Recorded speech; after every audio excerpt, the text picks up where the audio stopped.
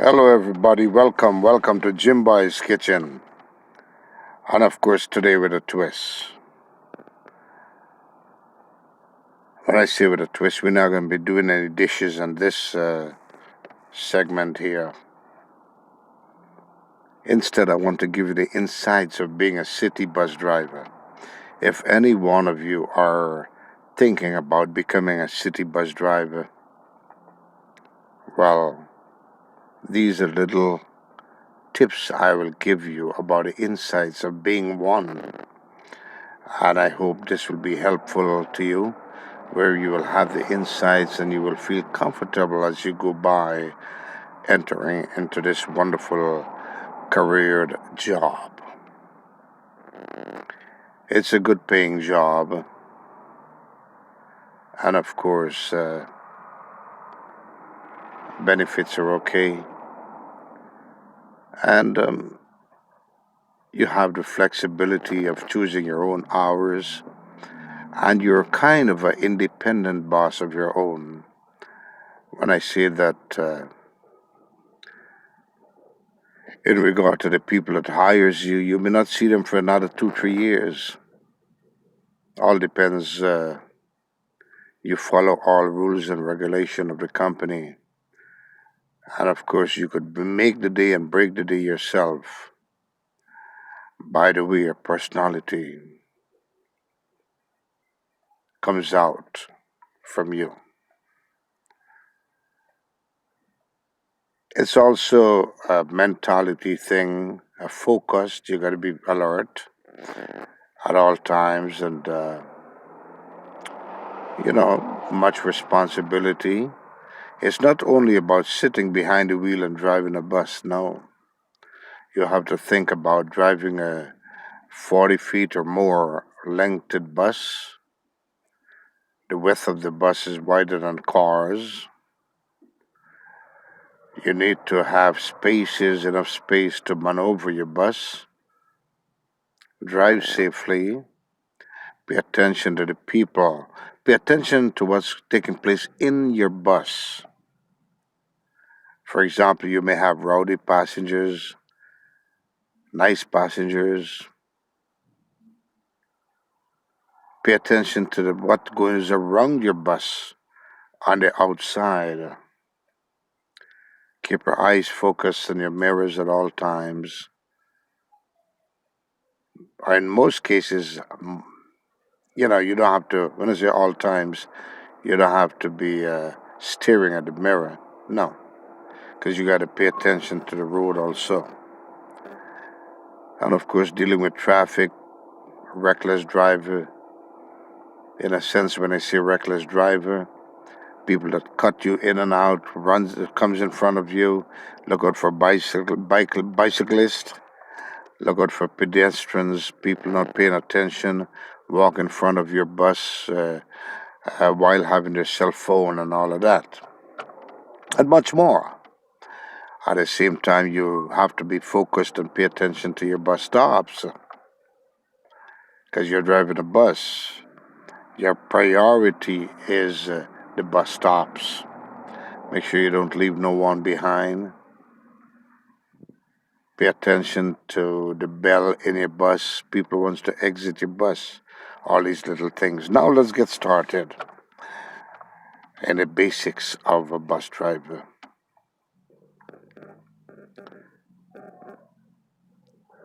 From the beginning,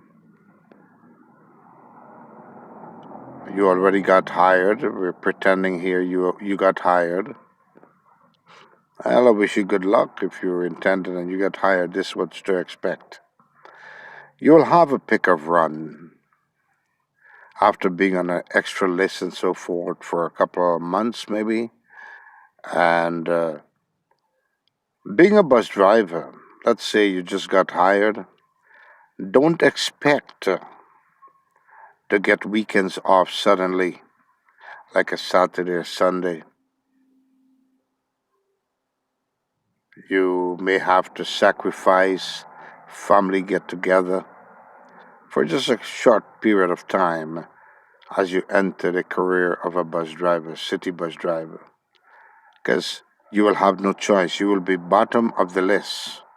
There is something called a list with names and seniority numbers, and if you're the last one to get hired, you'll be below everyone on that list. So when it all comes down, it comes to you, and you have to take what's available. Until years go by and you get up in that list, then you will be above someone where you have the privilege to give your runs up to that person below you. Okay, first you're going to have something called a pick of runs. Many companies, every 3 months or 4 months, they have a pick of runs change just because they don't want you to get bored in one route. If you've been doing a route that you like all the time, and you would like to get that pick again, well, seniority counts here again. You got to hope that the person higher than you, doesn't pick that run. Otherwise, he will bump you, but you still have a chance to pick above the people below you, which is good. And then you have your runs. The reason why they give you a change in the pick every 3 or 4 months, because you don't want to get bored at one run. You want to see different locations, and you want to refresh your memory, see different attitudes of different people. So it refreshes you, and so your job becomes interesting. You don't get bored, right? So that's part of it. That's because you're dealing with um, in many cases, hundreds or thousands of people when a week is over.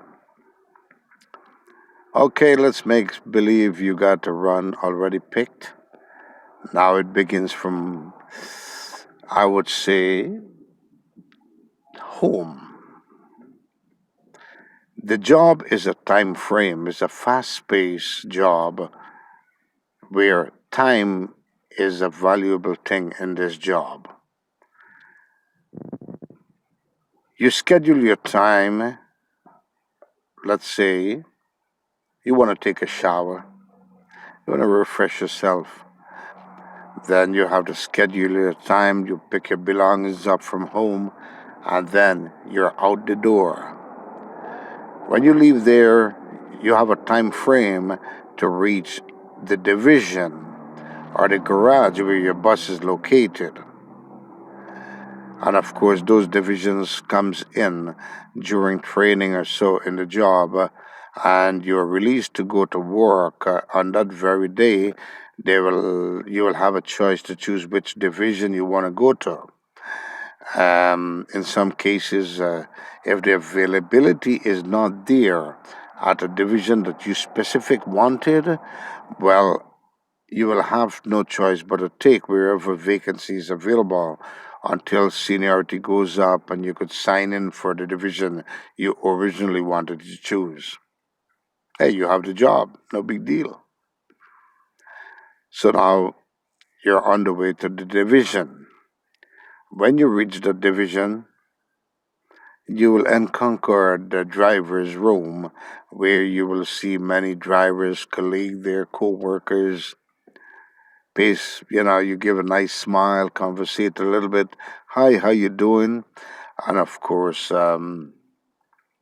smiling is free, so you don't have to pay for smiling, all right? So you're going to do that. Now, with that being said, you will in turn you will interact with a supervisor, in many cases called a dispatcher at the desk.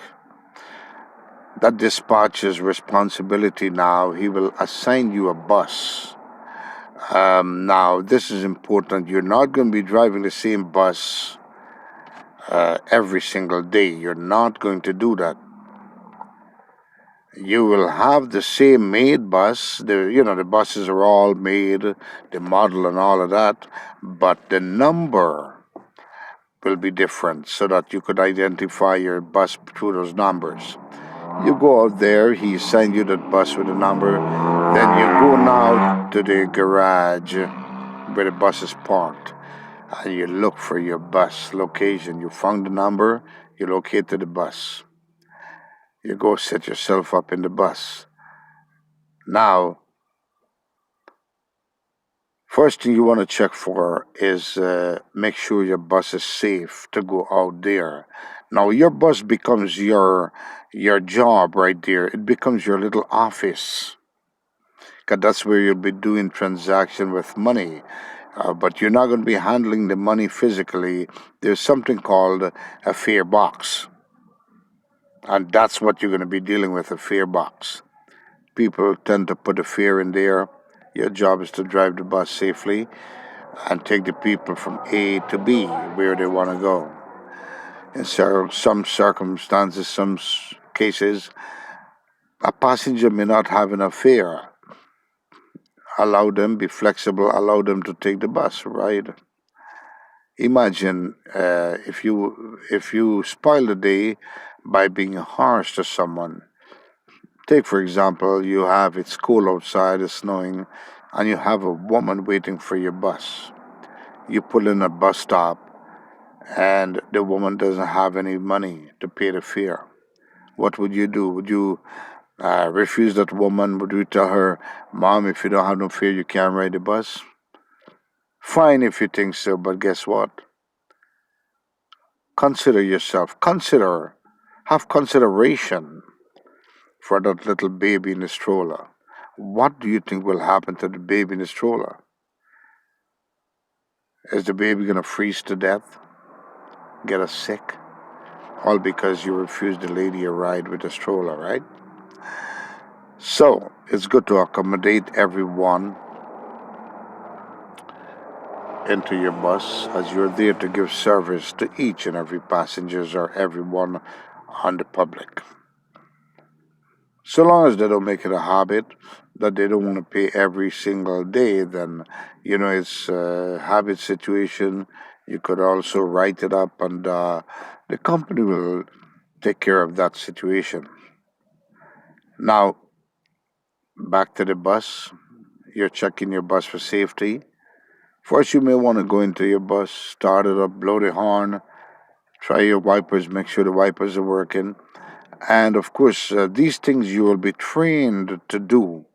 So I will not explain everything, but I'm giving you the insights. You're going to go check your brakes, where you have to pump your brakes down to build the pressure up back to a certain pressure to get your bus moved safely. And of course, at the time of training, you'll be trained to do these things. So I will not explain to you every detail of it. After doing that, you're going to go outside, have your four wheels on, walk around your bus, check every parts of your bus, make sure your wipers are okay. For example, your lights are all working, your tires are good, your panels are installed properly. Walk around your bus, look at all your door rubbers, and make sure your glass is not broken, and so forth. All right, go back to your bus inside. Check, make sure your seats are all stabilized. I'm just running this briefly. As you know, you'll be trained to do these things as while becoming a bus driver. So now you check your bus. Your bus is good. Time to leave the garage. You have a certain time where you have to leave this garage to go into service. You're going to put your ID number, your everything, your information. Then you're on the way out to go into service.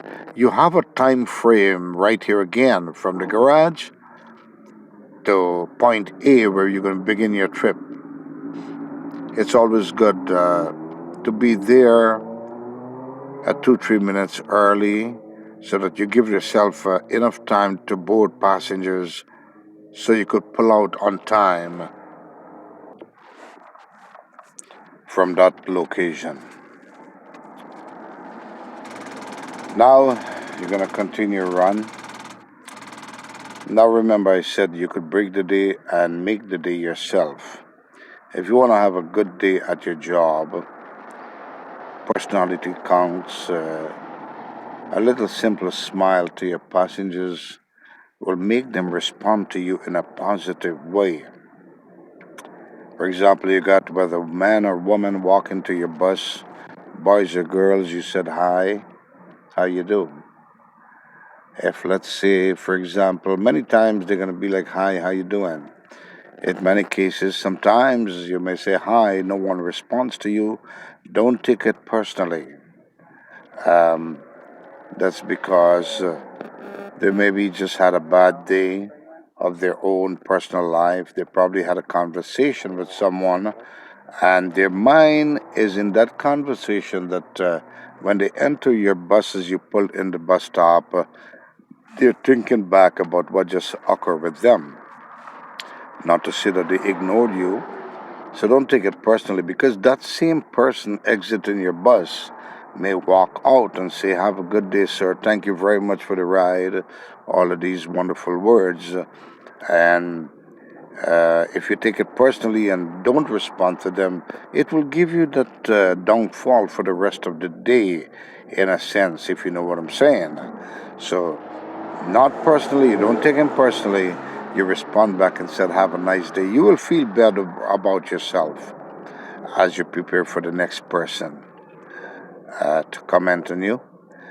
Now, you may have passengers that come into your bus um, with different questions. That's where your responsibility comes in. You pay attention of what goes wrong in your bus. A passenger may walk in, some may just come with different stories to you. Try to tell you their personal stories. Um, for example, hey, guess what, bro? You know what just happened? Oh dear, yo, man, and guess what? This what happened to my car. It broke down.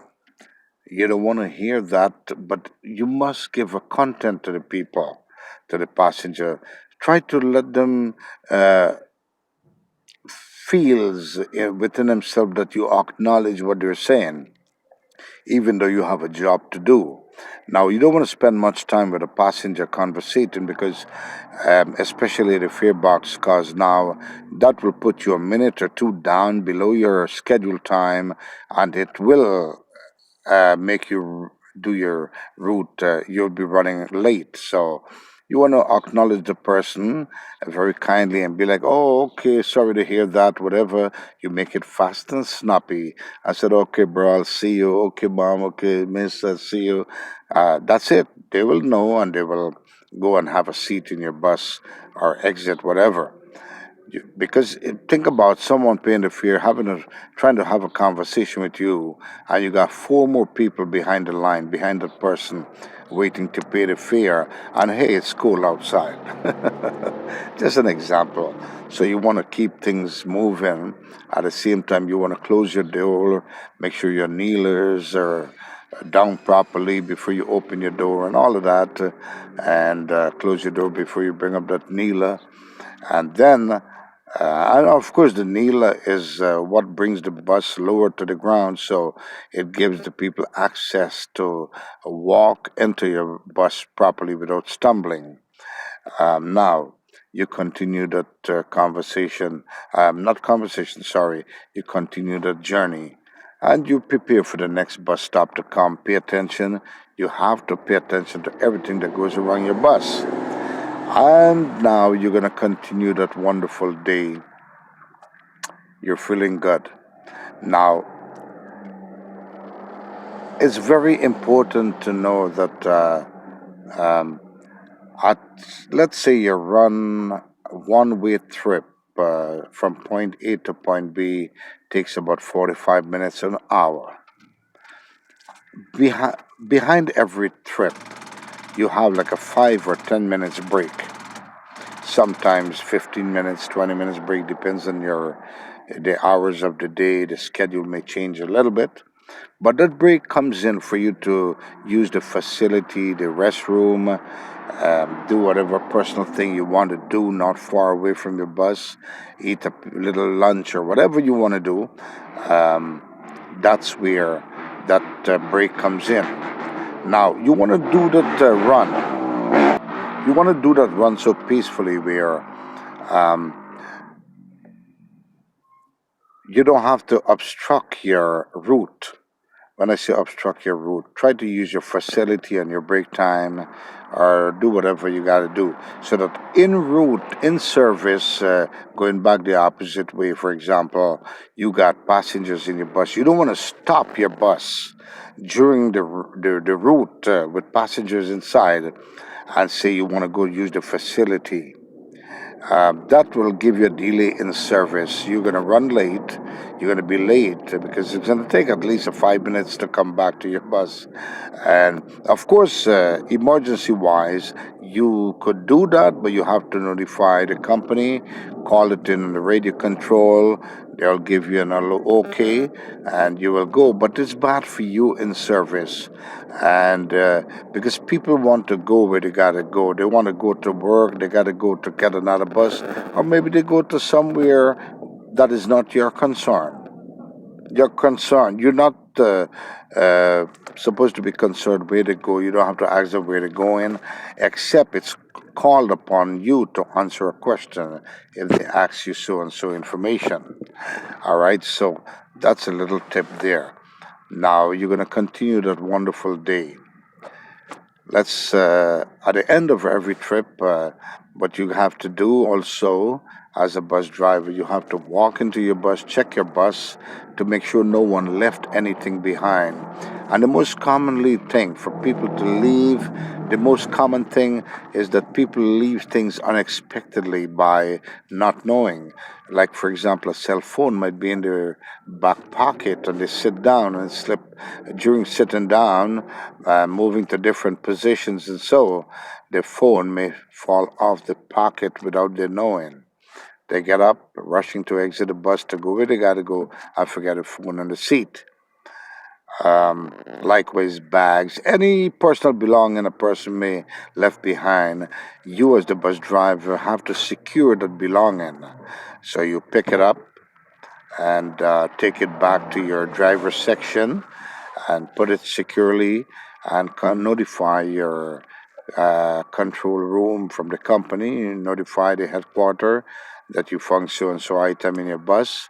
They will know what to do. You take it back to the garage or the person may pick it up. These are the cases within the bus driver.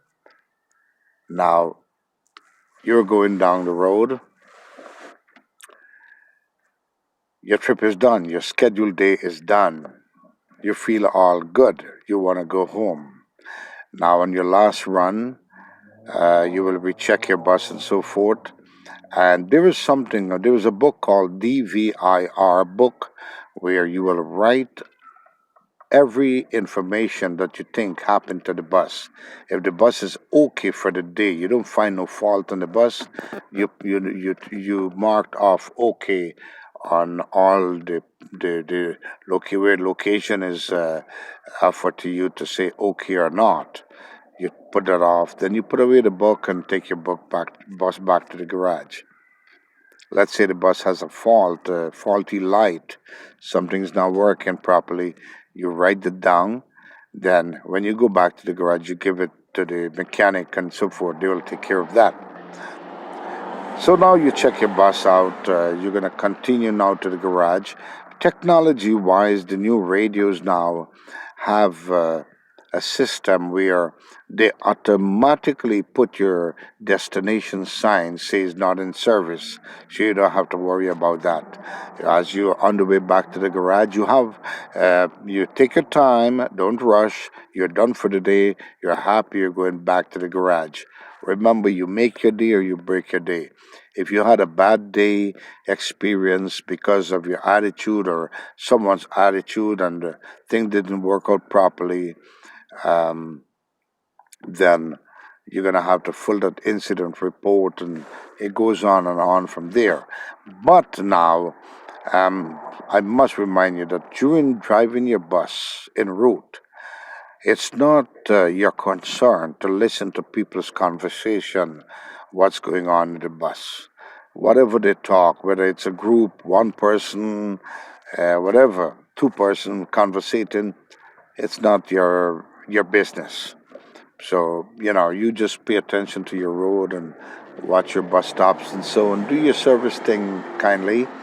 And of course, the only time you interact with the people in your bus is if you think it's an argument breaking out that would lead to a physical altercation.